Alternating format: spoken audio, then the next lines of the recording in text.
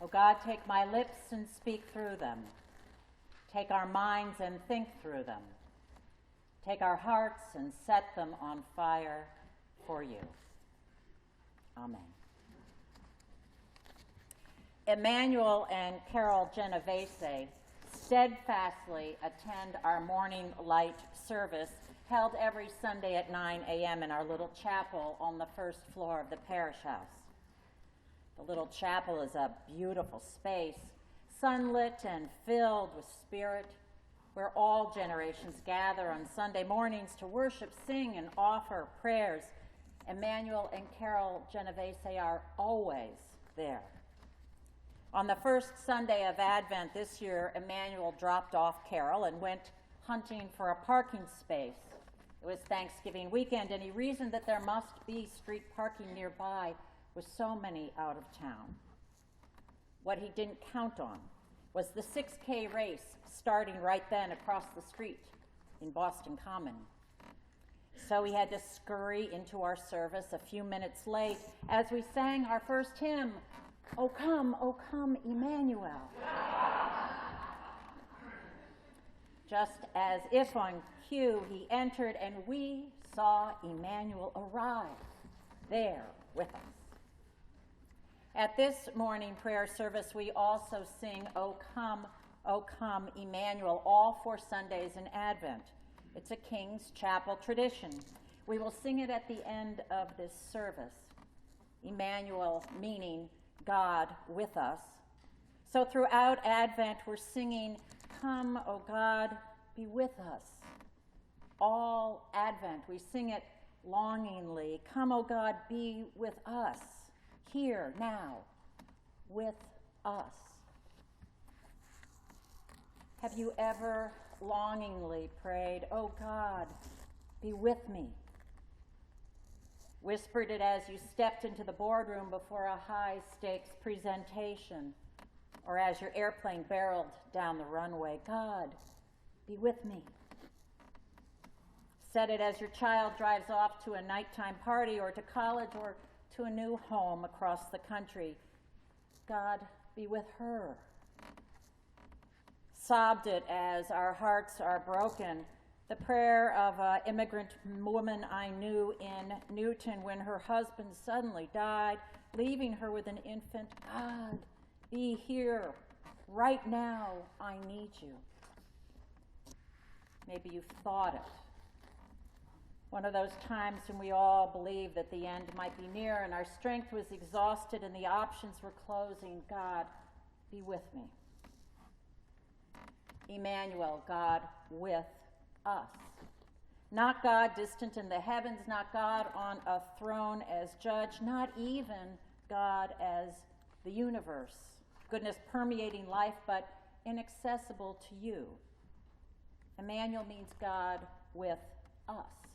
With you, within you, as close as your breath, living in you and loving you. When we look at today's story of Mary and the invitation she received from God, I'm convinced that she was able to answer yes only after she'd seen Emmanuel, God with us, God with her. When she knew she wouldn't be alone, then Mary was able to accept the invitation, able to agree to partner with God and birth a new life. Do not be afraid, Mary. The Lord is with you. Could you accept an invitation to travel down one more road? What would it take? Have you ever seen Emmanuel, glimpsed Emmanuel, experienced God love with you? Sense this like Mary. Do not be afraid. The Lord is with you. You see, there are different ways to understand the story that Anne read for us today, called the Annunciation or the Announcement to Mary. There are different ways to understand all the birth stories about Jesus that we're about to celebrate at Christmas, ways to understand Jesus and Mary themselves. One with which many of us were raised can make it seem almost as if Jesus and Mary are completely different from the rest of us. Encircled with gold halos, Jesus as God himself, and Mary the perfect saint. We love and adore them. It can be very meaningful understanding for many of us and for you. But the problem that sometimes arises and that we need to be aware of with this understanding is that Jesus and Mary, too, can be seen as so fundamentally different in kind from the rest of us, we only human and they perfect, that we may think that their experiences are totally different from ours and irrelevant. There is a second way of understanding the Christmas narratives, also rich and meaningful. With modern scholars, we can read the Christmas stories as actually parables, stories that are made up, but true in the deepest sense of the word. Think for a moment about the Good Samaritan parable that we all know. Jesus is asked, "Who is my neighbor?" And to illustrate his answer, Jesus makes up a story, a parable, about a man who was robbed and left injured on the side of the road. It's not from a news account. He tells in the story that two Jewish religious leaders rush right past him, but a Samaritan, an enemy of the Jews, stops and generously helps the injured man. We all know, who should we emulate? The Samaritan. Who should we treat as our neighbors? Everyone, even our enemies, as the Samaritan man did. In that story, we've heard a truth, though taught through fiction rather than facts. A parable conveys profound truth. In a similar way, we can be open to the view that the stories in the Bible about Jesus' birth need not be factual accounts, that a real winged angel may not have come to Mary, and Mary may have conceived Jesus in the old-fashioned way. But even if not factual, even if that's how you see it, the Annunciation story still is deeply true, teaching that regular humans like Mary and you and me can be God's partners, bringing new ways of living into the world. Do not be afraid. The Lord is with you. Either way you interpret the stories, dig deep with me now and ask, why did Mary, at least some part human and uncertain like us, choose to say yes? How did she know this was an invitation to accept? Because, of course, none of us can say yes to every invitation. We'd be overcommitted and worn. What are the signs that an invitation will be life-changing for you, worthy of saying yes? In Mary's story, there are three signs. First, the invitation comes at an awful time, an inconvenient time, but she still considers it. Certainly true that for Mary, becoming pregnant while engaged to Joseph, what could be more inconvenient? But timing rarely is perfect, you know that. A new possibility tugs at us, but we think it might be the wrong timing, so we turn it down. A doorbell rings in your life, but the house is messy, so you pretend not to be at home. The cell phone rings, and you're not sure that you're really up to dealing with that person whose name shows up, so you click off the phone. And then later, has it happened to you, you rue the opportunities you missed, the friends you didn't see, the final conversation you never had before it was too late. Gabriel came to a virgin engaged to a man, we are told. It was an awful timing, so watch.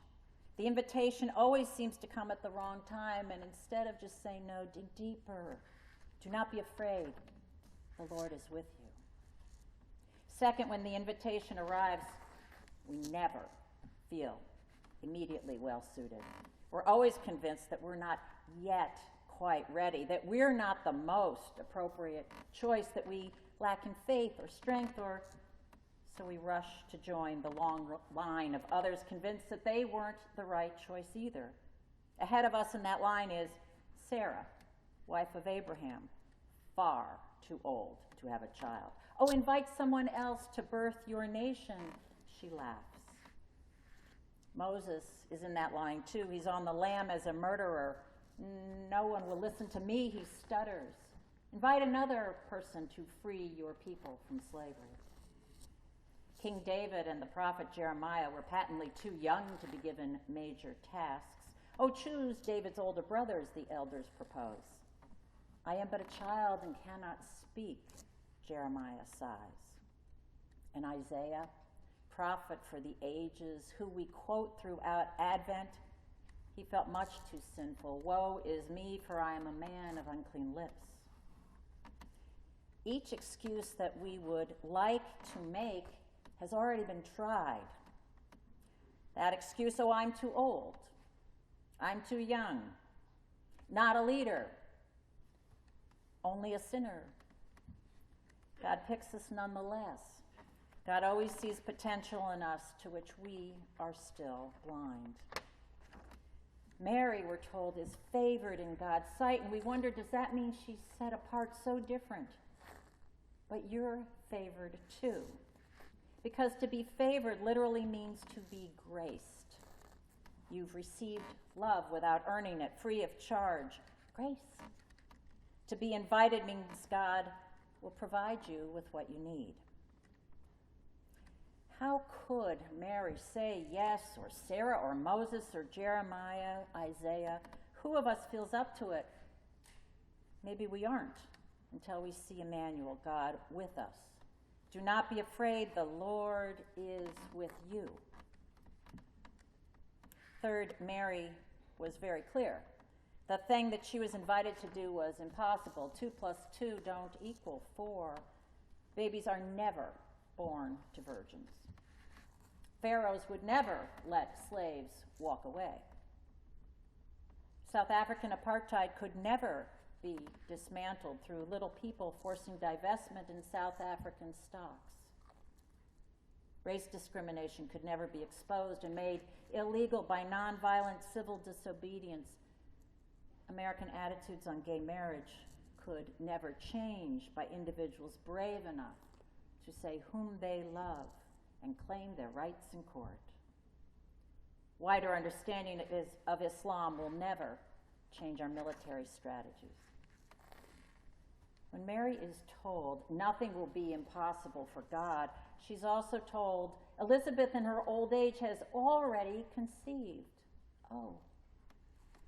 Nonviolence has already triumphed once. Oh, yes.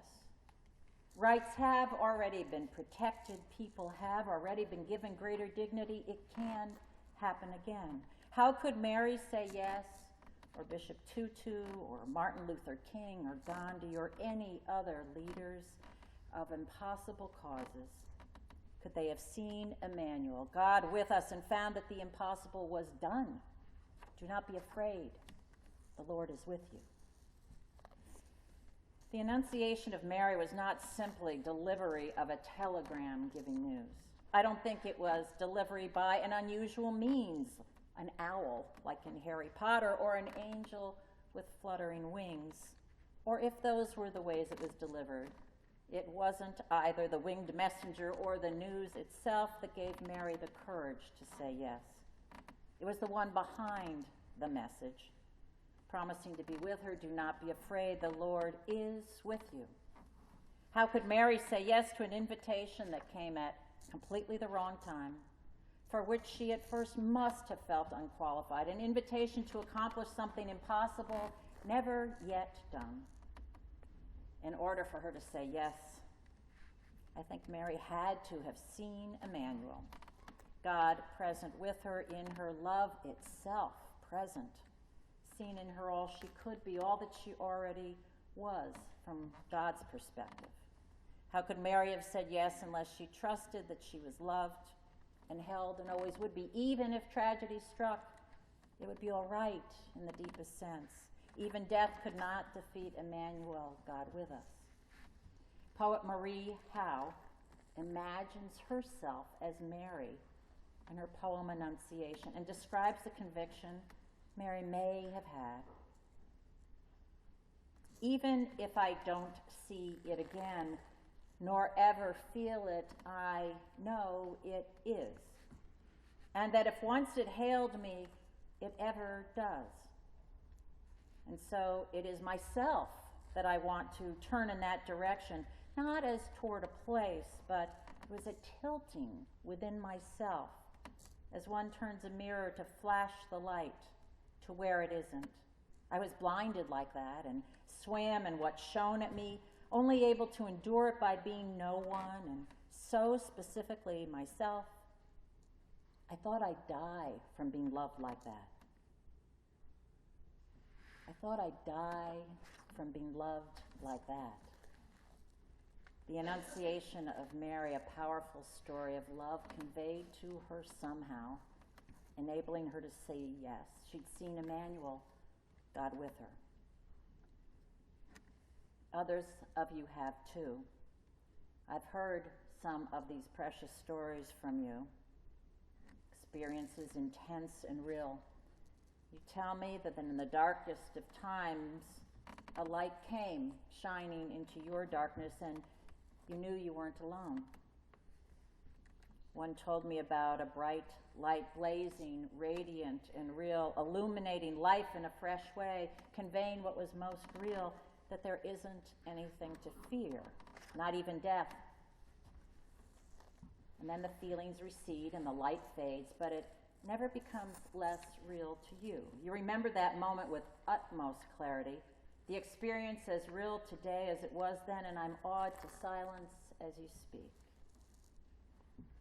Have you seen some glimmer that way yourself? Watch for Emmanuel about to be reborn, God with us, reborn through candlelight, carols and organ music and dreams, reborn through ancient words read and car rides offered and the lonely included. Through all of you, I see Emmanuel. I see you caring for your siblings with faded memories, parents who fear slipping on the ice, spouses in times of change, children learning their way in this world, and graciously you help and you are kind. I see Emmanuel every time you welcome a stranger or when you are brave enough to come through those doors without knowing many people here. God with you comes to worship. I see Emmanuel, God with us, when we gather on a Saturday to clean the pews and hang green wreaths, and on a Sunday when we bless backpacks and play musical chairs with children.